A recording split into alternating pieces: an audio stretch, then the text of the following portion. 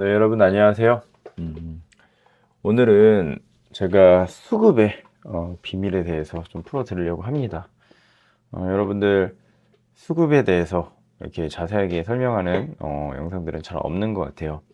그만큼 수급이란 것이 뭐 일정한 것도 아니고 어떤 패턴이 명확한 것도 아닙니다. 하지만 여러분들이 오늘 이 영상을 들으시면 수급에 대해 어느 정도 감을 잡으실 수 있을 거라고 생각을 합니다. 왼쪽에 지금 일봉을 띄워놨고요. 오른쪽 위에는 투자자별 매매 동향 0796 창을 띄워놨습니다. 보통 우리가 수급을 확인할 때 이 창을 많이 보죠. 개인과 외국인, 기관, 기관에도 뭐 금융투자, 보험, 투신, 뭐 기타 금융, 뭐 등등등이 있고, 그 다음에 이제 많이 보는 게 이제 기타 법인과 내외국인인데, 보통 이제 기타 법인과 내외국인은 이렇게 많이 사는 경우가 흔치 않죠, 그죠? 그래서 우리가 보통 이 개인, 외국인, 기관 요 세 개에서 수급의 주체들을 확인하는 경우들이 대부분이라고 보시면 됩니다. 밑에는 018을 창을 띄워놨어요. 전일 대비 등락률 상위 창입니다. 그래서 여기 있는 종목들 토대로 한번 제 개인적인 수급을 보는 시각을 보여드릴 테니까 이것들을 참고하시면 여러분들이 앞으로 이 매매 동향을 보는데 큰 도움이 되실 거라고 생각을 합니다. 먼저 쿠콘이란 종목을 볼까요? 이 쿠콘은 지역 화폐 관련주죠. 그러니까 대통령이 지금 현재 지역 화폐 관련된 정책을 추진하는 데 있어서 실세를 받는 그런 종목들로서 쿠콘이랑 코나아이가 계속해서 상승을 하고 있습니다. 뭐 종목들 중에서 지금 주도 섹터라고 한다면 계속 말씀드리지만 대통령 정책주입니다. 제일 금액적으로 투자가 많이 들어가는 AI 쪽, 그 다음에 상법 개정으로 인해 수혜를 받을 수 있는 지주사 섹터, 그 다음에 이 지역화폐, 그 다음에 대북, 남은 게 뭐 있습니까? 저출산, 또 세종시 이전과 관련된 우리 계룡건설도 많이 올라갔었죠. 계속 정책주를 여러분들 보셔야 됩니다. 당분간은.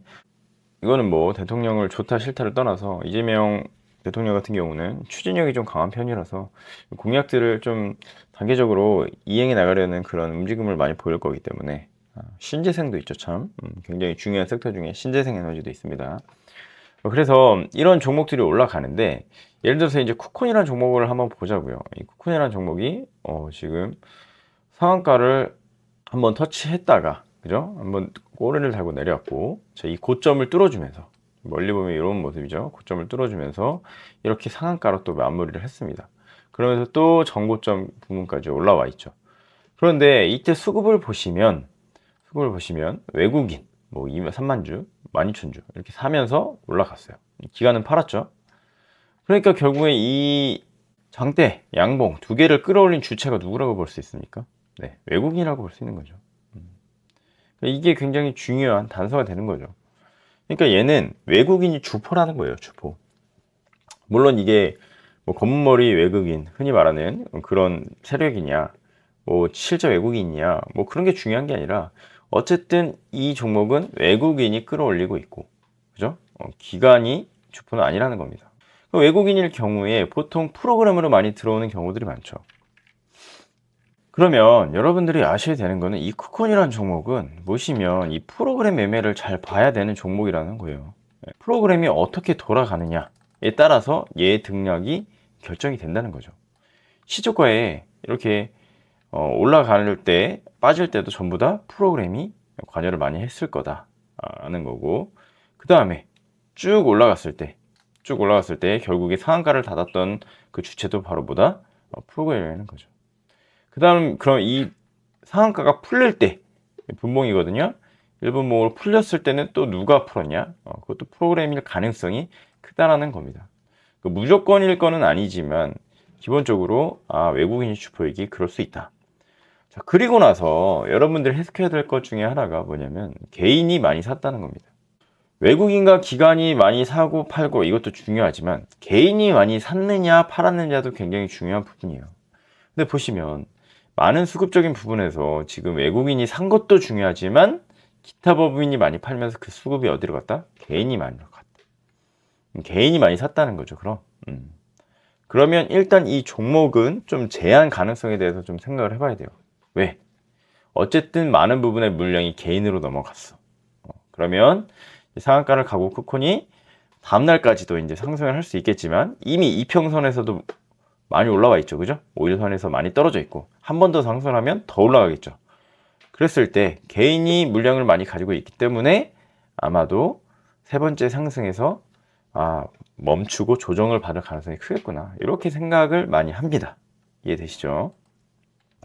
우리산업홀딩스 같은 경우도 지금 상한가를 간 종목이잖아요. 근데 이거 같은 경우는 거래대금이 180억이 엄청나게 많이 터진 건 아닌데 어쨌든 얘도 주포를 보면은 대부분 외국인이라는 겁니다. 그죠? 외국인. 마지막에 올렸을 때 외국인은 팔고 기타 법인이 샀단 말이에요. 근데 이런 것들은 좀 애매해요. 이런 건 애매해요. 근데 다행인 건 조금 애매한 해석을 해야 되지만 다행인 건 개인이 많이 사지 않았다. 개인이 많이 사지 않았다. 어쨌든 주포였던 외국인이 팔았지만 그 물량이 기타 법인으로 넘어갔고 개인이 많이 사지 않았다. 앞에 물량들을 보면 윗꼬리가 이렇게 많이 달렸는데 이것들이 전부 다 매집이라고 봤을 때 얘는 상대적으로 쿠커본다는 수급적으로 낮다라고 이렇게 해석을 할 수가 있다라는 거죠. 에르코스 같은 경우는 저출산 관련주죠. 마찬가지로 또 정책주입니다. 그러니까 지금 상한가 정보들이 전부 다 정책 관련주예요. 홀딩스도 지주사잖아요.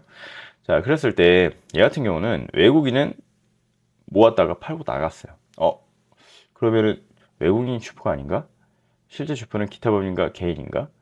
이렇게만 단순하게 생각할 수 있는데 실제로 외국인이 올려놓고 빠져나갔을 수도 있어요. 그러면 이제 남아있는 건 개인과 기타 법인이잖아요. 그럼 이 수급의 꼭대기에는 개인과 기타 법인이 있는데 그럼 일단 기본적으로 우리가 개인보다는 기타 법인이 주포라고 생각하는 게 더 좋겠죠. 확률적으로.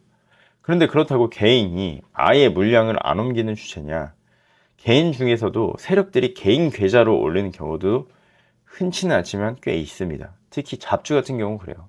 근데 이게 완전 잡주는 아니니까 저는 이럴 경우엔 기타 법인에 좀 비중을 씌워서 봅니다.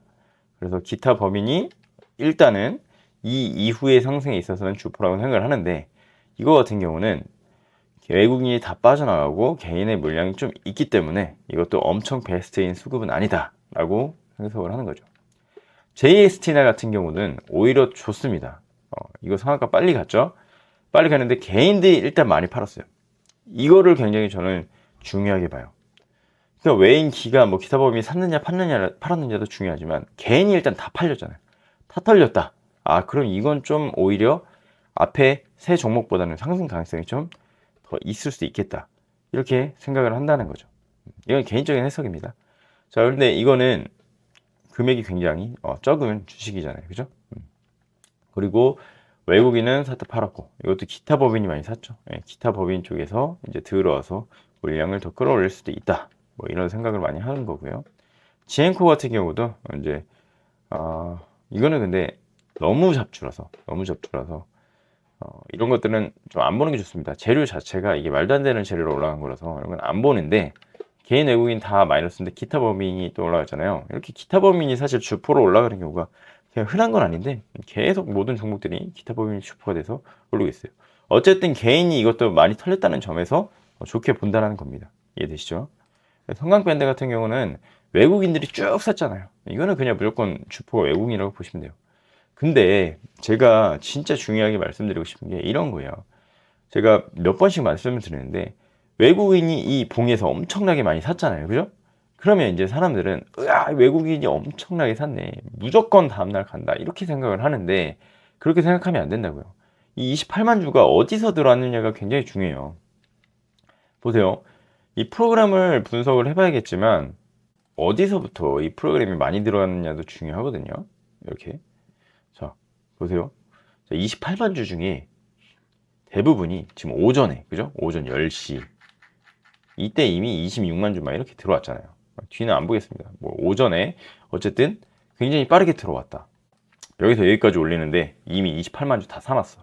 그럼 나머지는 뭐야? 나머지 여기서부터 여기까지는 돈 얼마 안 쓴 거예요. 그러면은 우리가 평단을 생각해야지. 여기까지 지금 절반에 돈이 다 들었다. 28만 주가 다 들어왔다고 일단 기본적으로 그렇게 생각을 해야 된다고 프로그램을 보면. 얘 평단은 절반에서 뭐 돈을 써봐야 어차피 32,500원?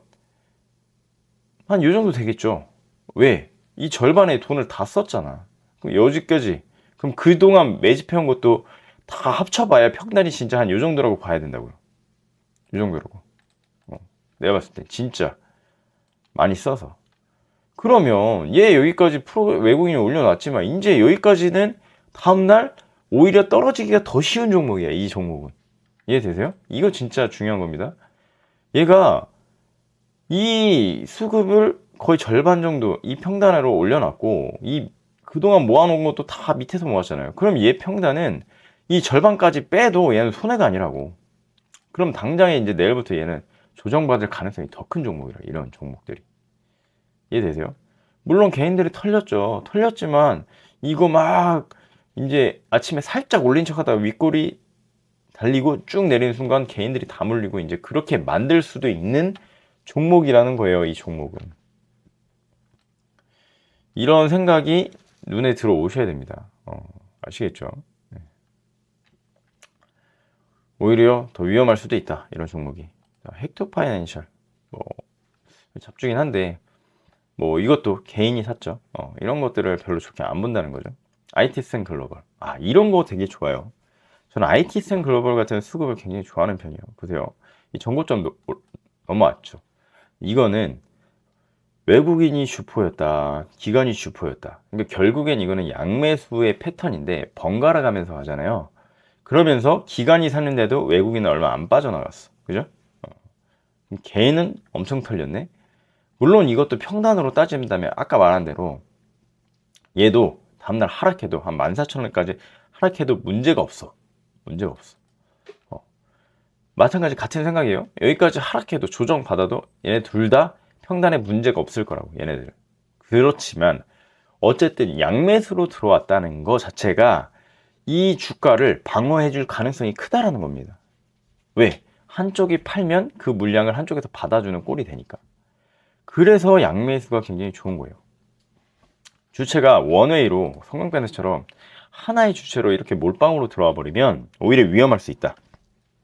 근데 IT센 글로벌처럼 이 양쪽으로 들어오면 한쪽이 팔아줘도 한쪽이 사주면서 이 주가 방어가 되는 경우가 많기 때문에 오히려 IT센 글로벌이 성광밴드보다는 훨씬 더 좋은 수급으로 저는 판단을 한다는 겁니다. 자, 그 다음에 뭐 내추럴 엔도텍 뭐 이런 것들도 윗골이 달렸죠. 모았다가 팔아버렸고 개인이 샀기 때문에 이런 것들도 좀 조심해야 되는 수급. 코나이는 좋죠. 코나이는 좋습니다. 지금 양매수로 이렇게 여기까지 끌어올렸고 근데 마찬가지 양매수로 해서 이날이 엄청 좋았던 거예요. 이날. 그러니까 이날이 엄청 좋았던 거예요. 이날. 왜? 여기서 양매수로 끌어올려줬기 때문에. 그죠? 그러고 나서 여기까지는 안정적으로 이 봉까지는 먹기 좋았다. 근데 여기서 보시면 수급이 점점 줄어들었죠. 수급이 점점 줄어들었다는 건 이제 점점 힘이 약해진다라고 생각을 해야 되는 거예요. 그러니까 결국에 는 얘도 이미 평단이 어떻다는 거예요? 여기서 많이 물량을 먹고 여기서 적은 물량을 먹었기 때문에 얘는 이제 조정 받아도 그래도 수익이라는 생각을 여러분들은 하셔야 돼요. 왜? 수급이 줄었기 때문에. 이해되죠? 물론 사모펀드가 이런 것들을 좀 받아주는 경향도 있지만 이제 여기서 한번 꼬리 달고 내려오면서 개인들에게 물량을 다 떠넘길 준비가 된 수급이다. 왜? 점점 수급 매수세가 줄어들었기 때문에. 그죠? 이런 것들을 좀 해석을 할 수가 있어야 된다. 그럼 코나이랑 쿠코는 결국엔 같은 섹터잖아요. 코나이랑 쿠코는 같은 섹터야. 같이 봐야 된다고. 그럼 아까 쿠코는 뭐라고 했어요? 지금 물량을 개인한테 많이 떠넘겼다고 했잖아요. 그죠? 그러니까 쿠콘이 못 가면 코나이도 결국 못 가는데 얘도 지금 외국인 기관 사모펀드의 수급이 점점 줄어들고 있네. 그럼 얘는 이제 다음번에 봤을 땐 좀 조심해야 된다는 거죠. 이해되세요? 이런 식으로 종목들의 수급을 같은 섹터는 같이 분석을 하는 것도 굉장히 중요하다는 겁니다. 굉장히 중요한 말씀을 드렸고 이런 해석들을 여러분들이 차트, 재료들과 함께 같이 본다면 정말 주식을 보는 눈들이 훨씬 더 시야가 좋아질 거라고 생각합니다. 오늘 여기까지 말씀드리고요. 또 주중에는 블로그에서 또 좋은 재료들과 관심 종목, 관심 섹터들로 말씀을 드리도록 하겠습니다. 댓글창에 제 주소, 블로그 주소 남겨드릴 테니까 또 참고하러 오시기 바랍니다. 주말 잘 보내시고요. 다음 주도 성투하세요. 감사합니다.